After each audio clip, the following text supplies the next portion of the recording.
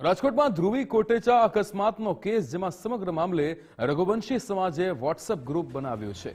ધ્રુવી કોટેચાને ન્યાય અપાવવા આ વોટ્સએપ ગ્રુપ બનાવવામાં આવ્યું છે. ધ્રુવી કોટેચાના અકસ્માતને લઈને સમાજમાં રોષ છે, ત્યારે રઘુવંશી સમાજના આગેવાનોએ અવાજ ઉઠાવ્યો છે. ધ્રુવીના પિતાએ સીજીઆઈને પત્ર લખીને અહીંયા ન્યાયની માંગ પણ કરી છે.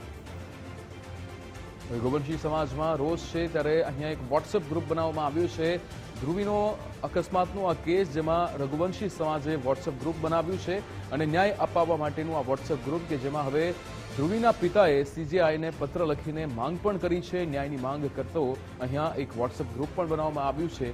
ન્યાય અપાવવા માટે આ વોટ્સએપ ગ્રુપ બનાવવામાં આવ્યું છે. ધ્રુવી કોટેચાને ન્યાય અપાવવા માટે અહીંયા રઘુવંશી સમાજ દ્વારા આ વોટ્સએપ ગ્રુપ બનાવવામાં આવ્યું છે.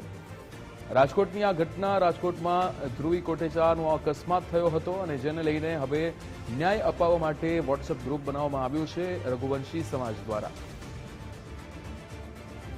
રઘુવંશી સમાજના આગેવાનો દ્વારા અવાજ ઉઠાવવામાં આવ્યો છે.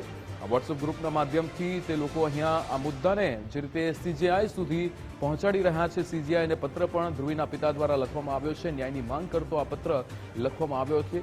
રઘુવંશી સમાજ કે જેમના દ્વારા આ વોટ્સએપ ગ્રુપ બનાવવામાં આવ્યું છે અને ધ્રુવી કોટેચાને ન્યાય મળે તે માટેની માંગ અત્યારે તમામ લોકો, રઘુવંશી સમાજના લોકો કરી રહ્યા છે. રાજકોટમાં ધ્રુવી કોટેચાનો અકસ્માતનો કેસ, જેમાં સમગ્ર મામલે હવે રઘુવંશી સમાજ મેદાને આવ્યો છે અને વોટ્સએપ ગ્રુપના માધ્યમથી ન્યાય અપાવવાની માંગણી થઈ રહી છે.